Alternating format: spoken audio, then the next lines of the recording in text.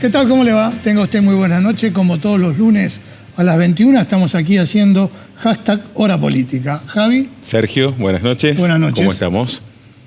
Bueno, tenemos 3 invitados con los cuales vamos a desandar la cuestión universitaria, que es un tema que vuelve a estar en el tapete. Tenemos al diputado Agustín Rossi para hablar de política y de cómo está el peronismo en términos generales, y también a Sergio Casinerio, ¿no?, que es el presidente de la Cámara de Supermercadistas y Autoservicios de Rosario y la región, para hablar el tema de los consumos, ¿no? ¿Cómo está? Exactamente, bueno, la baja del consumo que sigue marcando el pulso de la economía, no solamente en la ciudad de Rosario, sino en la República Argentina, con Franco Bartolacci, quien es rector de la UNR y también flamante titular del Consejo Interuniversitario Nacional. Vamos a hablar esta tensión que persiste con la Casa Rosada respecto del financiamiento educativo a nivel universitario. Y obviamente, como bien decía Sergio, toda la interna del Partido Justicialista y la proyección del PJ de cara a un 2027 crucial, tanto a nivel nacional como para la provincia de Santa Fe. Muy bien, hecha la presentación, nos vamos al corte para empezar con las entrevistas.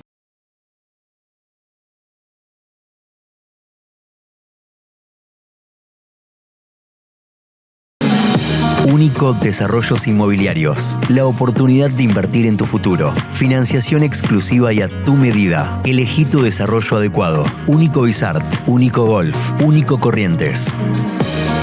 Con la garantía y respaldo de Autocrédito. Desarrollos Inmobiliarios. Cámara de Diputadas y Diputados de la Provincia de Santa Fe. Bloque Compromiso Justicialista.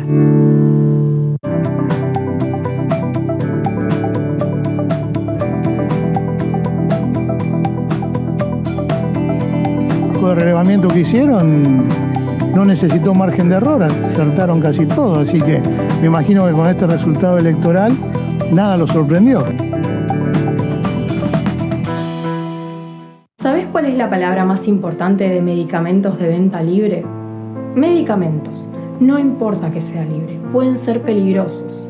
Y quien te garantiza la dosis adecuada y su conservación es el farmacéutico. ¿Conocés la nueva forma de comprar en el Emporio de la Zapatilla? Conocelo ahora. elemporiodelaZapatilla.com.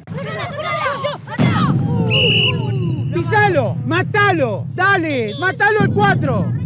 ¿El 4? Es mi hijo. No entramos en ese juego. Decile no a la violencia. Consejo Municipal de Rosario. 6, 5, 4, 3, 2, 1, ¡Quimiseis! Son solo 6 pasitos, Quimiseis. 6, 5, 4, 3, 2, 1, Quimiseis. Son solo 6 pasitos. A la suerte hay que ayudarla. Con el Quini estás a 6 pasos de tus sueños. ¿Qué esperás para cumplirlos? 6, 5, 4, 3, 2, 1, Quimiseis.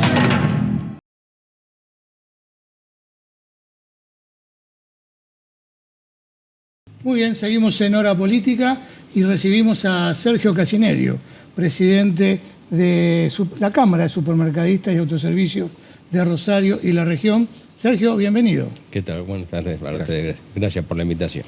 La última vez que charlamos, el consumo se venía cayendo. ¿Hoy? Y hoy el consumo, digamos, hay una desaceleración en la caída, pero todavía seguimos con una... como que no hemos encontrado el piso de esto, ¿no es cierto? No sabemos dónde va el tema del consumo, porque, bueno, en tanto no haya una reactivación salarial, porque acá normalmente se habla siempre a partir de la canasta familiar y de los productos de consumo, pero hoy dentro del presupuesto de una familia también hay que ver que se han ido muy para arriba todo el tema servicios, abonos de internet, abonos de cable, prepagas, seguros, y eso es quizás lo que más haya en este momento horadado el flaco sueldo de la gente, ¿no es cierto? Con lo cual cada vez le queda menos disponible para después hacer, digamos, los consumos que tienen que ver con alimento, bebida o limpieza, ¿no? Y en este contexto, lo que era, se le suele decir, la compra mensual en el súper, ¿desapareció ese fenómeno? Sí, claramente que sí. O sea, Veníamos de un periodo donde la gente compraba como una manera de proteger el valor de su dinero. O sea, lo que compro hoy sé que mañana va a estar más caro, con lo cual de alguna manera tenía ahí un beneficio. Para eso hacía una compra mensual. Después, a medida que fue cambiando un poco la cosa, se empezó a dar cuenta de que estoquearse no era bueno porque los precios, mal que mal, iban de alguna manera bajando, porque bueno, a partir de que el consumo también bajaba, la industria notaba que empezaba a llenar sus depósitos y con productos que los corrían la fecha de vencimiento o porque simplemente necesitaban hacer caja para hacer frente a sus movimientos, ¿no es cierto? Entonces la gente cuando empezó a percibir eso dice, llevo hoy y a lo mejor mañana está más barato, entonces llevo lo que necesito, llevo el para el día, o sea, hoy la compra es para 1 o 2 días. Sergio, ustedes como Cámara siempre tuvieron el ingenio de buscar la manera de que haya promociones, de que haya facilidades para el consumidor. Vemos que ahora estamos entrando en un grado de morosidad con las tarjetas de crédito muy importante, a tal punto que hay proyectos en la Cámara de Diputados, en la Cámara de Senadores, inclusive la provincia está estudiando un proyecto para sus propios empleados públicos. Digo, el tema del uso de la tarjeta, ¿ustedes comprueban que ya la gente compra mercadería, alimentos en 3 cuotas?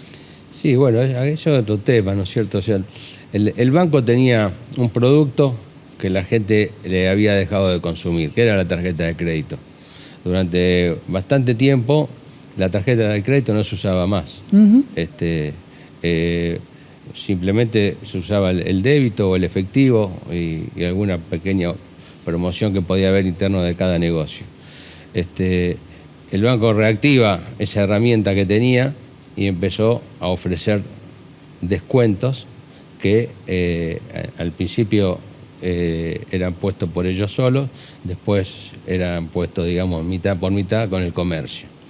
De esa manera, obviamente la gente empieza a usar la tarjeta de crédito porque con el efectivo 100.000 pesos eran 100.000 pesos y con la tarjeta 100.000 pesos eran 90.000, o eran 80.000 o eran 70.000.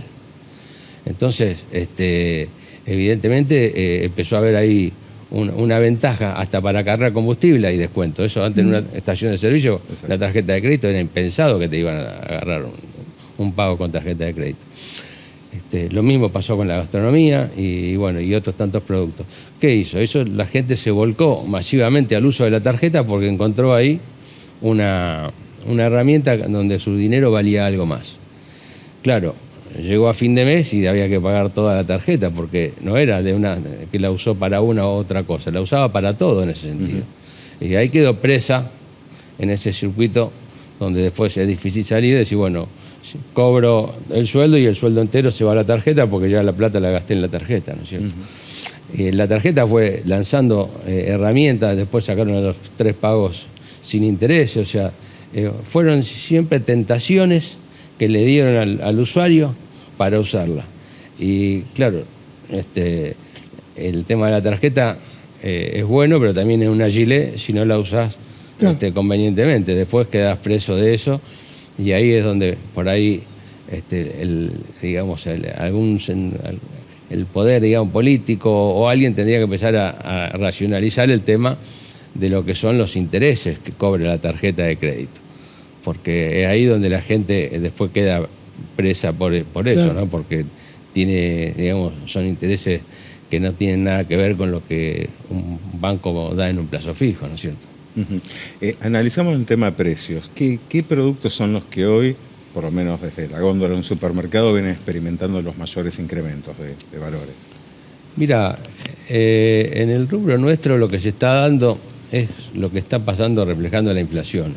Hay empresas que ajustan mensualmente, otras bimestralmente, pero después en el promedio termina pasando lo que dice el valor inflacionario, ¿no es cierto? Aquel producto que por ahí aumenta un poco más, en ese momento sí lo que se nota que el consumidor lo corre de su radar de consumo, deja de consumirlo y lo reemplaza por otro, o una segunda marca o un producto que a lo mejor no tiene que ver con ese, sino que sí, bueno, hoy voy a consumir otra cosa directamente. Sergio, la estrategia de los supermercados y los autoservicios, compiten con las grandes cadenas, ¿no? Y uno que recorre, por ahí se encuentra con que el supermercado a la vuelta de su casa, que no es de una cadena tan importante, tiene precios más accesibles que las cadenas. ¿Por qué se genera todo esto? Porque en teoría las cadenas compran en volumen, tendrían que tener mejor precio. Bueno, no, lo que pasa es que el volumen llega un momento que, o sea, si no, uno compraría un montón para pagar nada. O sea, el volumen en algún momento ya se frena eso, ¿no es cierto? Las estructuras grandes tienen también un costo de mantenimiento mucho más alto. Nosotros veíamos normalmente que pasaba en los años, digamos, de un poco de mayor bonanza, la gran superficie ofrecía lo que un supermercado normal, más una cantidad de productos donde era normal ver un changuito que salía con 2 cubiertas, un televisor LED y la compra que necesitaba, o 4 sillas de jardín y una bordeadora y la compra que necesitaba. Esos productos eran los que de alguna manera le permitían a la gran cadena usar el margen de esa venta para subvencionar los productos normales.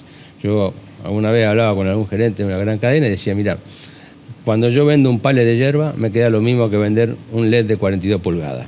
Dice, mirá el movimiento que hago para una cosa y por otra. Con lo cual, la gente se surtía así de esa forma, ¿no es cierto? Pero después lo que tiene que ver con el margen de uno y otro son parecidos y de la forma en que están comprando también. Si no, no hubiéramos permanecido 6 meses en el mercado. Y Rosario hace rato que tiene grandes cadenas, ya sean nacionales o internacionales, y donde los locales hemos perfectamente sobrevivido a eso, ¿no? El auge del comercio electrónico. Hay algunos sectores que vienen padeciendo el impacto de esta modalidad. ¿En lo que hace a los supermercados, pesa de algún modo esto? Mirá, por el momento no, el e-commerce está ahí en un leve crecimiento, porque eso también es muy cultural, y bueno, empieza de alguna manera esto a formar parte de las nuevas generaciones, ¿no es cierto? Pero la generación de los que tenemos, que ellos 55 para arriba, que es gran parte del público, está muy fondeado en el cliente presencial, no virtual, ¿no es cierto? ¿Tienen ustedes alguna expectativa en cuanto a que haya alguna modificación por parte del gobierno nacional en materia económica para que puedan elevar el consumo y así reactivarse? Mirá, tenemos expectativa, el tema es que no sabemos, porque, a ver, este plan económico empezó a funcionar en cuanto a bajar la inflación, fue basado pura y exclusivamente en el consumidor. El consumidor fue el que empezó a decir, bueno, el dique de contención de los precios. Empezó a cambiar de producto, empezó a buscar otra alternativa, entonces los que fabricaban empezaban a prender luces de alerta y decir, ojo, no subamos demasiado porque la gente no nos compra, ¿no es cierto? Empiezan a aparecer alternativas. Hoy, bueno, el consumo de carne, por ejemplo, vacuna baja en detrimento de la carne porcina, en detrimento de la carne aviar. La gente se va corriendo de esas cosas y va logrando por ahí de alguna manera equilibrar en algo, ¿no es cierto? Ustedes son especialistas en vivir este tipo de situaciones. Digo, recién antes de empezar a charlar, nos decía, esto ya lo vivimos. Digo, si tenés que trazar un paralelismo, ¿con qué época lo harías? Y bueno, esto, qué sé yo, o sea, estaría más parecido a ser, digamos, algún periodo del gobierno de Menem, ¿no es cierto? De los que vinieron después nunca se logró haber, digamos, alguna otra cosa distinta. O sea, otra cosa es que a veces las políticas por ahí beneficien, ¿no es cierto? Pero pueden beneficiar al comercio, pero no terminan de beneficiar del todo al consumidor, ¿no es cierto? Porque a veces, bueno, cuando salieron los programas de precios, las grandes superficies o los negocios con cierto poder de compra tenían más acceso a todo lo que tenía que ver con productos de precios cuidados, por ejemplo. Y eso no derramaba sobre todos los comercios. Entonces, le iba bien a una parte sí y a una parte no. Lo ideal es que te vaya bien porque a todo el mundo le va bien, no porque me va bien un ratito a mí y yo después un poco al otro, ¿no? Sergio, ha sido muy gentil, ¿eh? Muchísimas gracias. No, por favor, Muy amable, gracias. Nosotros seguimos en #Hora Política.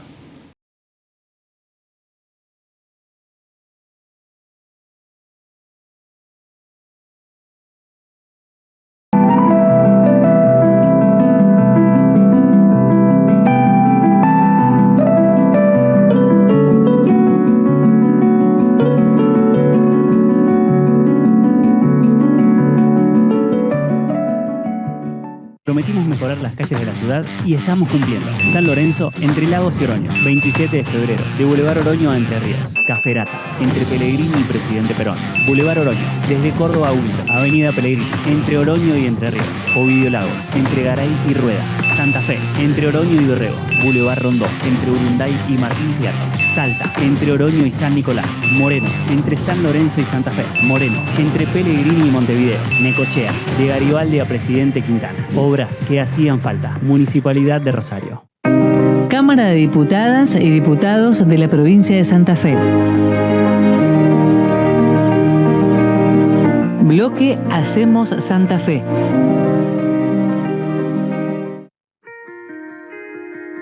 Torricelli y Asociados. Abogados. Especialistas en Derecho Constitucional, Derecho Administrativo, Derecho Previsional, Derecho al Consumidor. Torricelli y Asociados.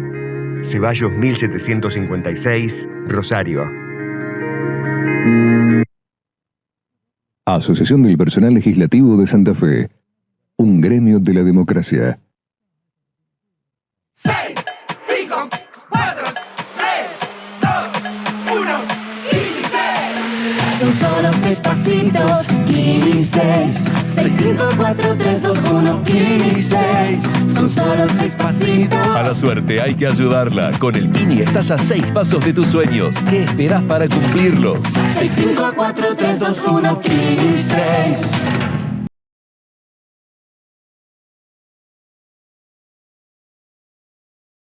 Seguimos en #Hora Política. Recibimos a Franco Bartolacci, quien es rector de la Universidad Nacional de Rosario y titular del Consejo Interuniversitario Nacional. Lo dije difícil bien, pronunciarlo. Exactamente. Vamos a decirle SIN, digamos, por la sigla. Claro. Bueno, precisamente, electo hace poco tiempo, titular del SIN, y en un tiempo muy particular, ¿no?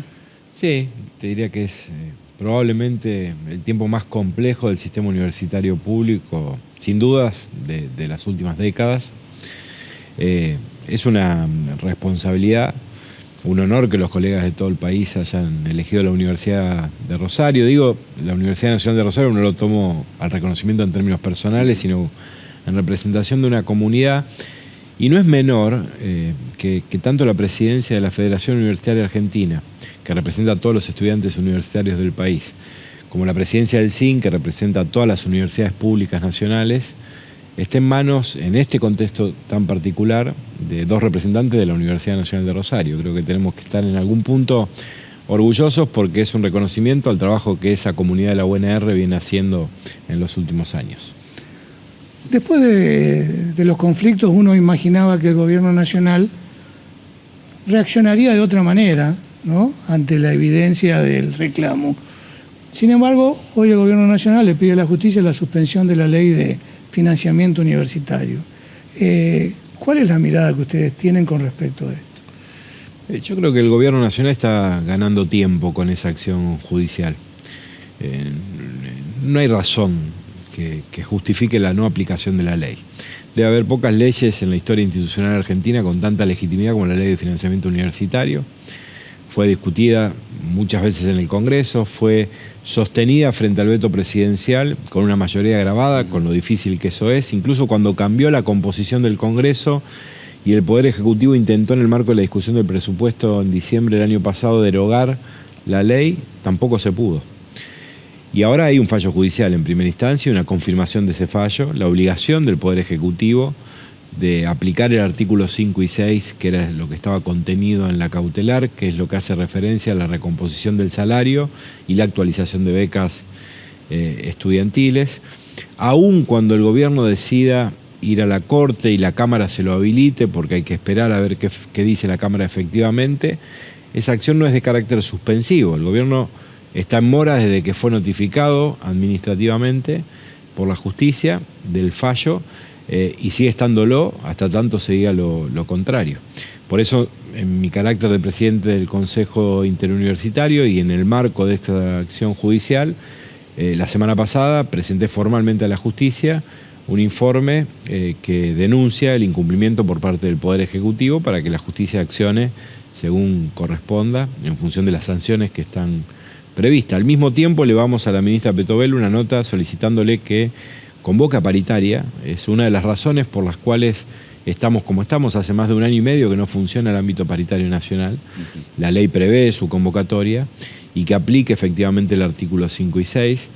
Obviamente nosotros estamos a disposición para poder conversar cómo se hace operativa la aplicación de esa norma, pero siempre respetando lo que la norma dice. Digo operativa porque nadie en su sano juicio puede pretender que una recomposición del 45% se haga de un día para el otro. Pero no hay ni siquiera una convocatoria a conversar, a poder sentarnos en una mesa. Si no quieren la paritaria, que sea un ámbito informal donde estén las representaciones gremiales, el Consejo Interuniversitario, las autoridades nacionales.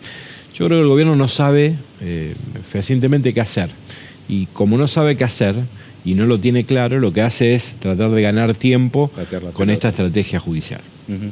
En paralelo a este contexto que describías de la vida universitaria, ¿no?, en la Argentina, hay un dato que no es menor, ¿no?, que crece la cantidad de matriculados, tanto en el sector público como en el privado a nivel universitario. Digo, ¿a qué se debe este fenómeno? Bueno, el caso particular de la Universidad Nacional de Rosario, a la diversificación y ampliación de la propuesta de carreras.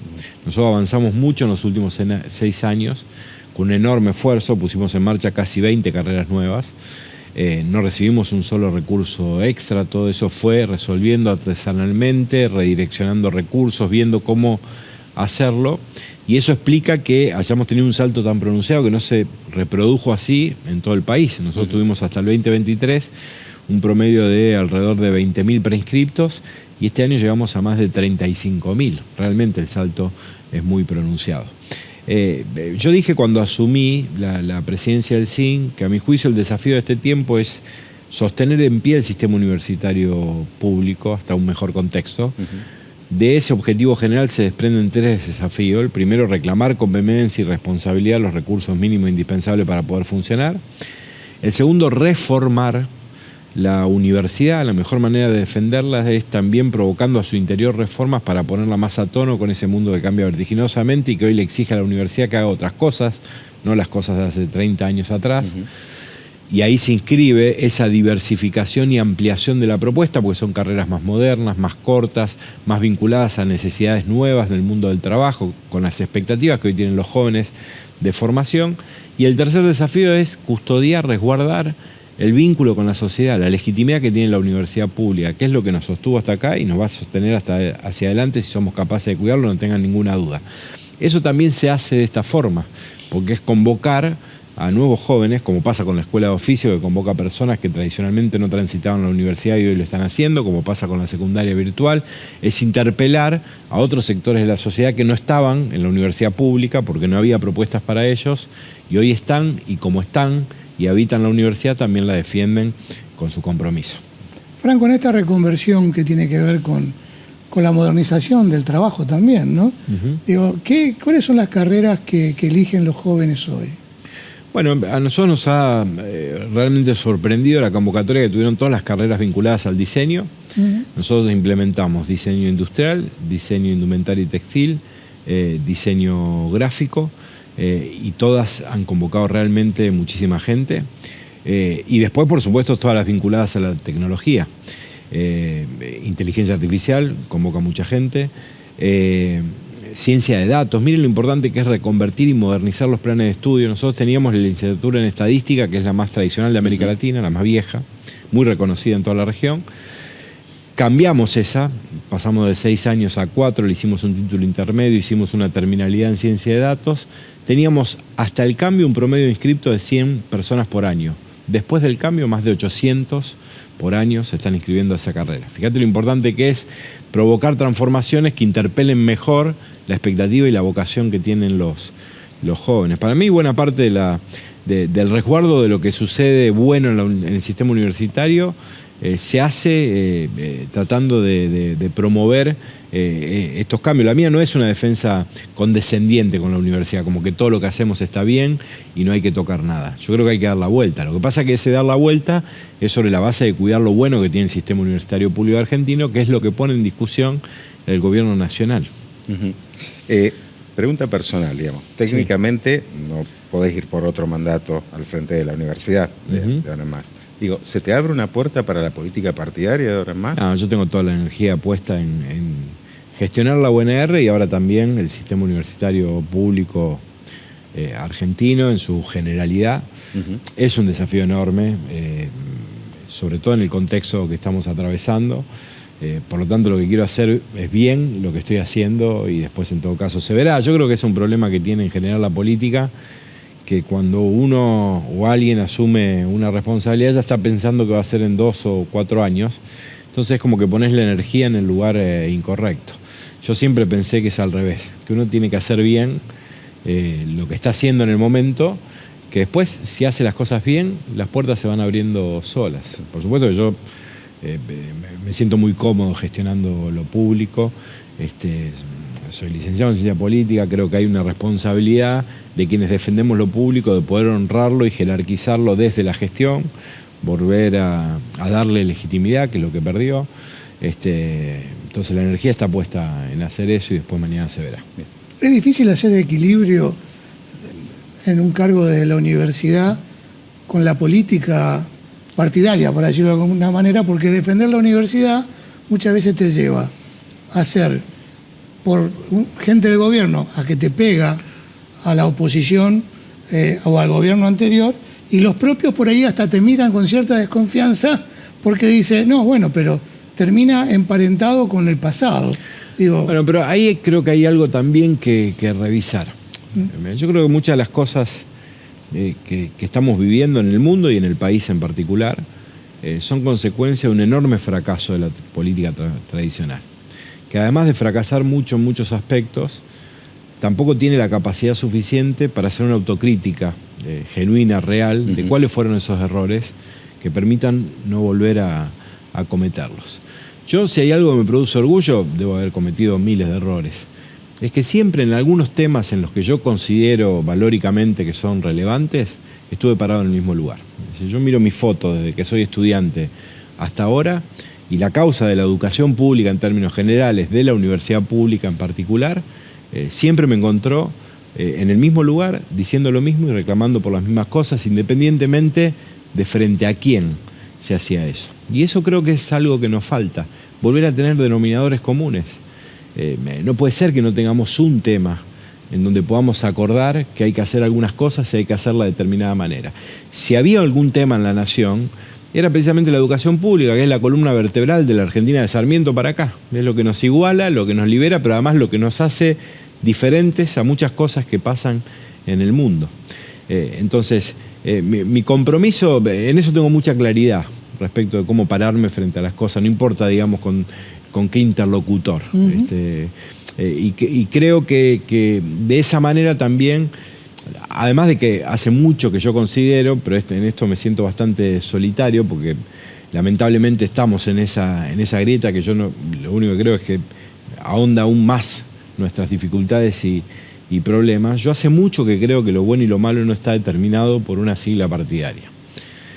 Creo que lo que debe juntar gente detrás de un proyecto son las ideas, los valores, los principios, las formas y las maneras de percibir el mundo. Eso es lo que intenté modestamente cuando me tocó conducir la facultad a la universidad implementar. Y creo que buena parte de las transformaciones profundas que está atravesando la UNR se explican precisamente porque logramos construir esa idea de universidad, que es una idea que está por encima de lo que cada quien piensa en términos políticos, ideológicos o partidarios, sino que ascribe a determinados valores que todos compartimos. Yo creo que eso le haría muy bien a la política en términos generales, nos sacaría de esta locura en la que estamos, donde parece que vale más el grito que la palabra, la agresión que la escucha, que es increíble que no podamos determinar que esto debería ser importante para todos, porque en ese país estamos viviendo todos. Bueno, ojalá algún tiempo nos encuentre en otro lugar y nosotros también, yo desde donde me toque, pueda hacer un aporte para eso.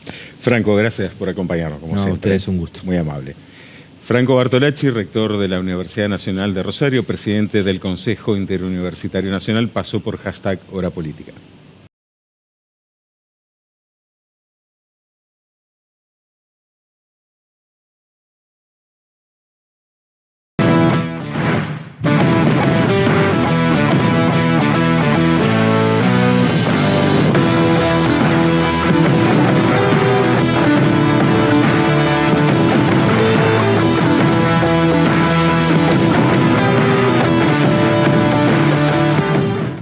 Escuchar para legislar, dialogar para garantizar derechos y construir una provincia más justa.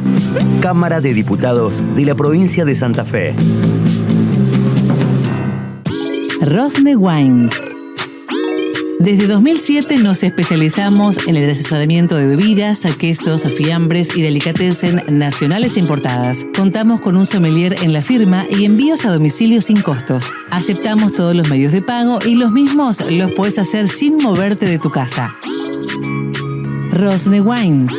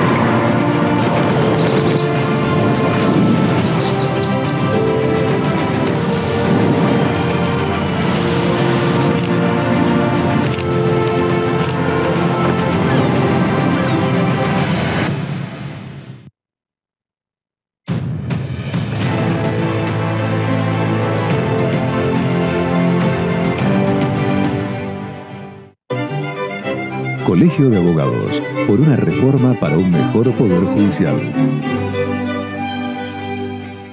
6, 5, 4, 3, 2, 1, ¡inicie! Son solo 6 pasitos, 15. 6, 5, 4, 3, 2, 1, 15. Son solo 6 pasitos. A la suerte hay que ayudarla. Con el Kini estás a 6 pasos de tus sueños. ¿Qué esperás para cumplirlos? 6, 5, 4, 3, 2, 1, 15.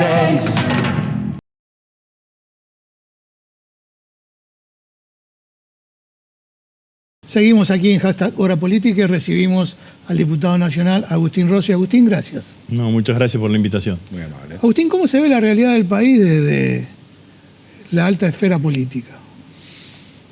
Bueno, el tema es no verla desde ese lugar, sino verla del lugar del hombre común, del ciudadano común, ¿no? Que me parece que fundamentalmente es el que está sufriendo con esta realidad económica y social que tanto agobia al conjunto de los argentinos, ¿no?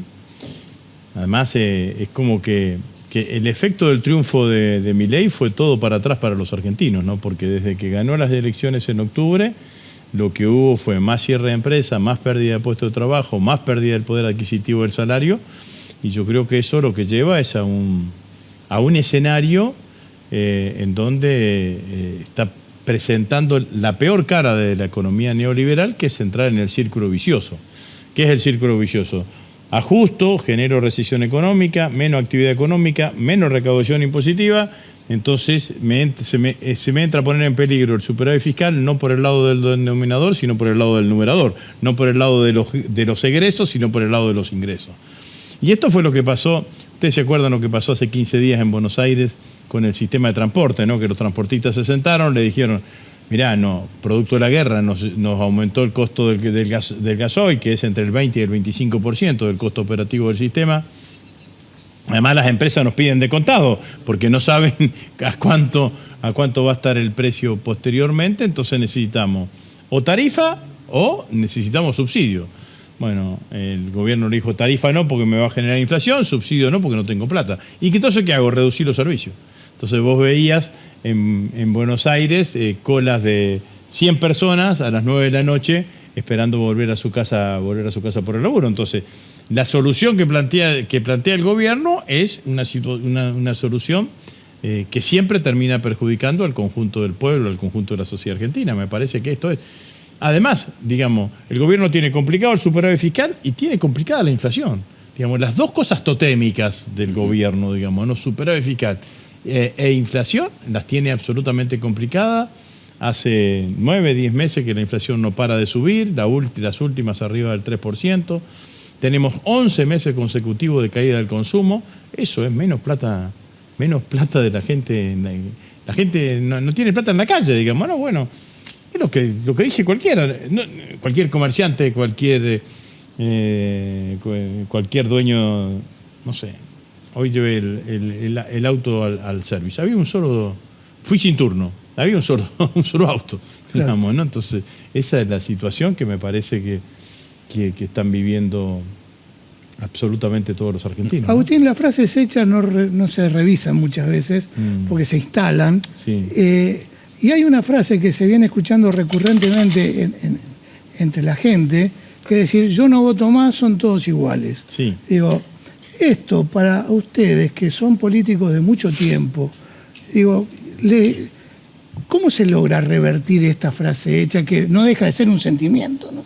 Sí, esa frase en la mayoría es de un votante de derecha, digamos, ¿no? El votante de derecha son todos iguales cuando a los que ellos votaron no le resuelven las cuestiones, no le generan o le frustran las expectativas que ellos llegaron a tener y demás, dice son todos iguales. Entonces también es, como son todos iguales, los sigo votando, digamos, ¿no? Entonces yo en esa frase la miro con cierta distancia, por decirlo de alguna manera. La pregunta lo que conlleva es, bueno, ¿cómo se resuelve la falta de credibilidad que tiene la sociedad argentina en la dirigencia política?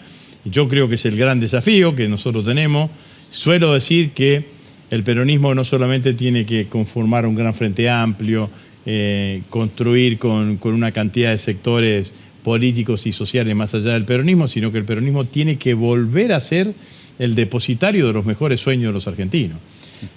Si vos soñás con un trabajo digno, tenés que encontrar en el peronismo el vehículo que te va a permitir tener un trabajo digno. Si soñás con un país industrial, tenés que encontrar en el peronismo la herramienta que va a construir un país industrial. Si soñás con que vamos a seguir manteniendo una educación desde la escuela primaria hasta el título de grado de la universidad en forma gratuita, tenés que encontrar en el peronismo, en el campo nacional y popular, el lugar desde donde se va a preservar ese derecho. Entonces, a mí me parece que de esto es fundamentalmente lo que se trata, en construir un espacio político que sea depositario de los mejores sueños y no de las peores pesadillas. Digamos, ¿no? Entonces, ganan esto y la pesadilla es que me voy a quedar sin laburo, que me voy a quedar que no voy a tener que cambiar a los chicos de la escuela, que no voy a poder pagar el alquiler y ese tipo de cosas, digamos, ¿no? Si ganan esto. Bueno, entonces, si ganan los otros, otro tipo de pesadilla. Bueno, nosotros nos tenemos que sacar las pesadillas que se construyeron alrededor del peronismo, digamos, ¿no? Y convertirnos en un lugar de sueños, de esperanzas. Bueno, me parece que allí está fundamentalmente el desafío que tenemos que tener, el desafío que tenemos que llevar adelante, ¿no?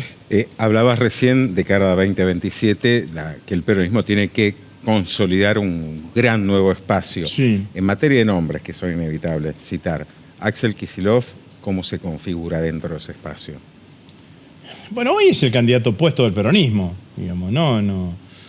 Es el dirigente que tiene mayor cantidad de posibilidades y legítimamente, diría. Es un muy buen gobernador, ha sido gobernador dos veces elegidos en la provincia de Buenos Aires y tiene todas las posibilidades o todos los atributos, digamos, ¿no? Como para ser candidato a presidente. Ahora, falta lunga, digamos, no es que falta solamente el mundial, digamos, ¿no? Falta lunga. Y bueno, y puede ser Axel o puede aparecer otro dirigente. La política argentina tiene esto, digamos, ¿no? La política argentina tiene los hechos de decir, bueno,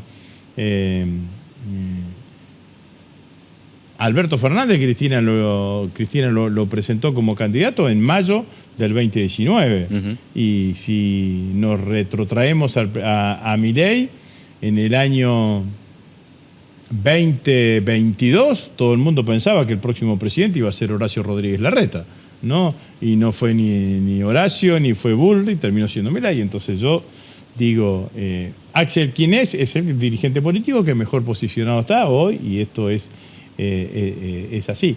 Yo lo que creo que hay que identificar cuál es el desafío. El desafío no es solamente ganar una elección, por eso hablé de los sueños recién. El desafío es reconstruir los valores sobre los cuales se desarrolló la sociedad argentina en los últimos 150 años.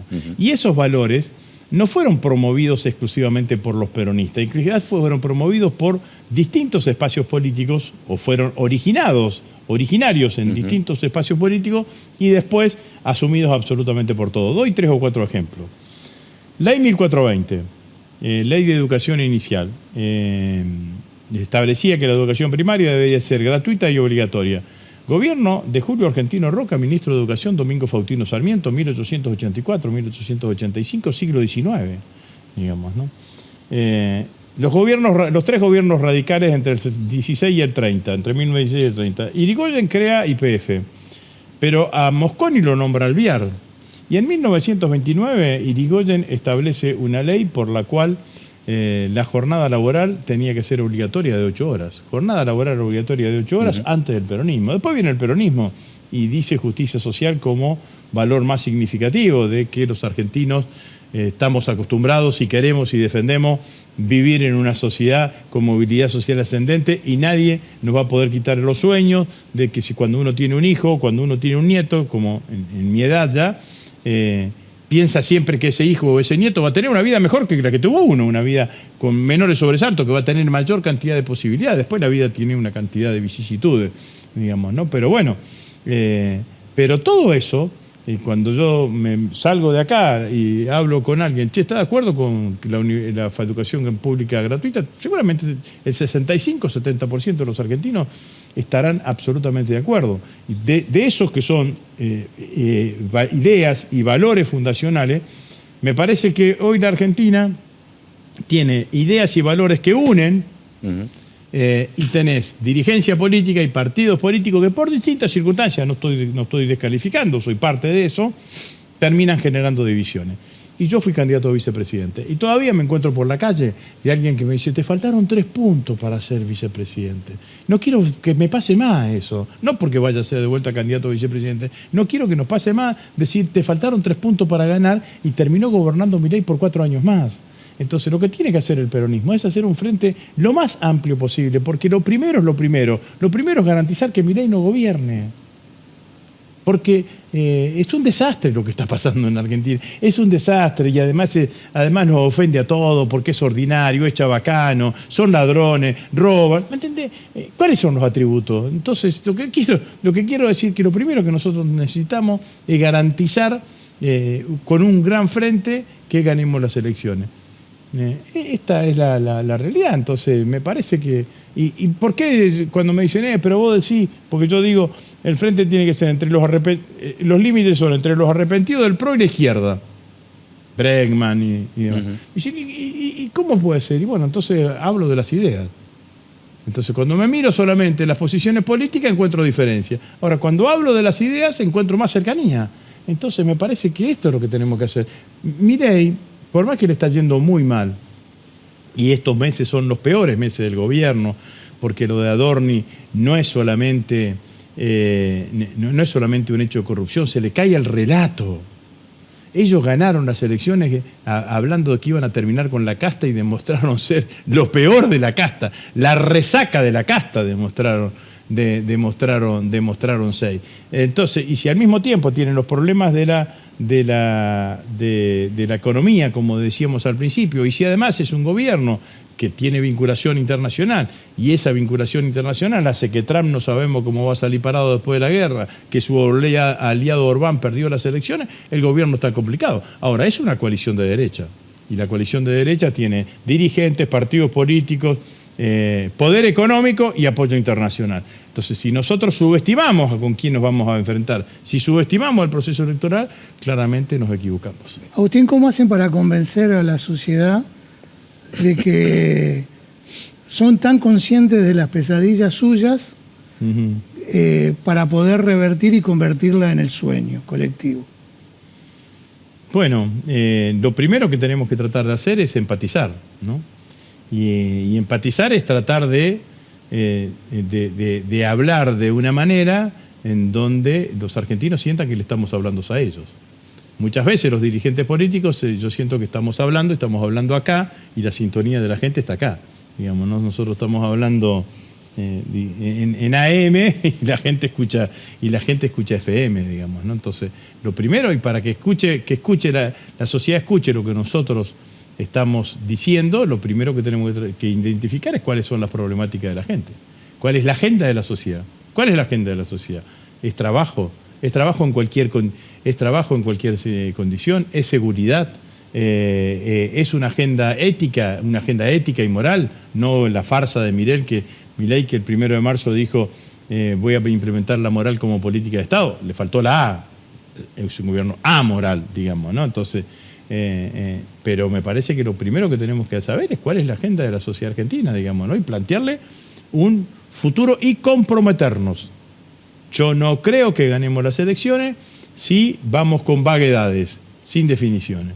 Venimos diciendo que los jubilados están siendo expoliados y explotados por el gobierno de Milei. Bueno, hay que llegar al gobierno y generar un aumento de emergencia. Y en la provincia, Agustín, fuiste uno de los arquitectos de las últimas elecciones, sí, pero no pudiste tener a todas las vertientes del peronismo adentro. ¿Ahora se podrá lograr? A mí me parece que todos los procesos electorales que hubo el año pasado mostraron que el que se va afuera pierde en el peronismo, ¿no? Uh-huh. Nosotros terminamos el 2024 muy complicados, con una idea de que lo que convenía era irse por afuera del peronismo. Un sector del peronismo había votado la reelección del gobernador, la reforma para la reelección. Gravísimo error. Uh-huh. ¿Ustedes se imaginan lo que sería hoy Puyar o Pato Rengo? ¿Dónde estaría Unidos hoy? Porque están peleados entre ellos teniendo un líder. Digamos, ¿no? Si no ¿qué otro dirigente podría suplantar a Puyar hoy? Tenemos que empezar a pensar, a ver, digamos, ¿no? Bueno, gravísimo error de Perotti y compañía de haberle otorgado la reelección, pero ya está, digamos, ¿no? Nos tenemos que habituar a eso. Lo que pasó en las elecciones del año pasado fue que en todos lados los que se fueron por afuera perdieron.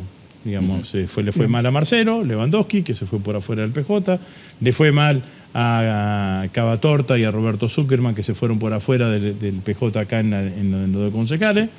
Y después en la elección de diputados nacionales, formalmente estábamos todos por adentro, algunos trabajaron más, otros trabajaron menos. Algunos la miraron, estuvieron en la calle, otros la miraron desde el balcón. Bueno, pero digamos en términos formales, yo creo que el peronismo tiene una enorme posibilidad de ganar Rosario.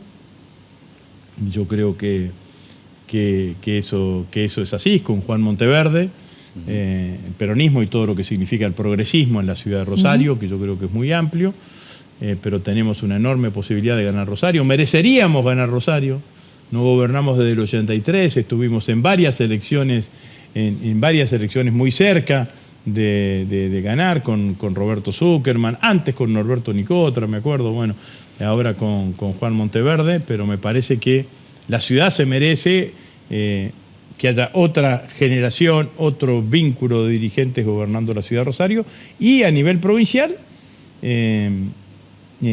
nosotros somos sumamente competitivos si hay tercios, digamos, ¿no? Entonces, si hay tercios, nosotros somos sumamente competitivos y ahí nos quedamos. Agustín, muchísimas gracias. No, muchas gracias a ustedes. Nosotros seguimos en #HoraPolítica.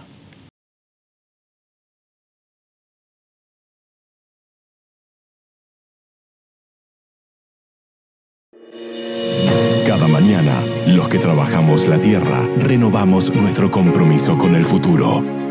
Porque la agricultura es innovación y en cada campaña nos reinventamos. Por eso, para superar nuestros propios rindes, elegimos la marca que nos acompaña desde siempre. Somos Apache. Aprendemos del campo. Cámara de Senadores de la Provincia de Santa Fe. Bregando por el bienestar de todos los santafesinos.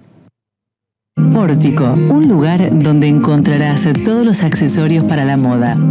Visítanos y podrás encontrar una amplia variedad en sombreros, boinas, gorras, pañuelos, pazminas, ruanas y mucho más. Te esperamos en nuestro local para mostrarte todos nuestros productos. Pórtico, Entre Ríos, 393, Rosario. Cámara de Diputadas y Diputados de la Provincia de Santa Fe. Bloque de Diputados, una nueva oportunidad. Interbloque Unidos. Cortés Batani, servicios inmobiliarios, experiencia y profesionalismo en el mercado inmobiliario rural. Cortés Batani, campos, compras, ventas, tasaciones. www.cortesbatani.com. 6, 5, 4, 3, 2, 1, inicie. Son solo 6 pasitos, Kini 6.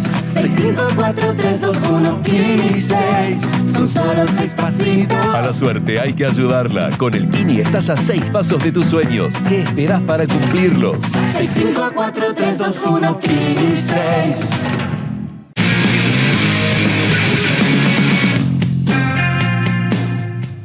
Muy bien, Javier. ¿Qué nos depara esta semana políticamente? Bueno, mucha expectativa respecto de cómo el gobierno nacional va a seguir surfeando esta ola compleja, ¿no? Ligada al escándalo que tiene en el ojo de una tormenta judicial y política al jefe de gabinete Manuel Adorni por presunto enriquecimiento ilícito. Recordamos que el funcionario tiene que ir a la Cámara de Diputados el 29 de abril próximo, en el marco de un trámite, Sergio, que es constitucional, como es el informe de gestión, pero lo cierto es que la oposición lo espera al funcionario con los colmillos afilados respecto de esta acusación e investigación abierta en torno a un presunto enriquecimiento ilícito. En el entorno del jefe de gabinete sostienen que va a ir dispuesto a defenderse en el recinto de diputados. Por lo tanto, se espera, obviamente, mucha tensión en la Cámara Baja Nacional, mucha discusión, mucho debate, que obviamente la lógica es que siga en un carril democrático y no termine generando también un hecho que manche la institucionalidad de la República Argentina, que en varios aspectos ya viene bastante raleada. Pero, insistimos, esto va a ser la previa, va a marcar el pulso de la agenda política de la Argentina en un contexto en el cual también las encuestas no siguen favoreciendo al Ejecutivo Nacional respecto del impacto de este escándalo. Hay que ver cómo también digamos, el centro del poder de la Casa Rosada comienza a tratar de encontrar una salida a esta crisis política. Lo que está claro es que la negatividad es la que predomina en todas las encuestas, ¿eh? No hay un dirigente político que tenga un índice positivo superior al negativo. Y esto tiene que ver con el escepticismo de una sociedad que cada vez descree más de su clase política. Nosotros nos reencontramos el próximo lunes, ¿eh? Gracias. Hasta el lunes. Hasta el lunes.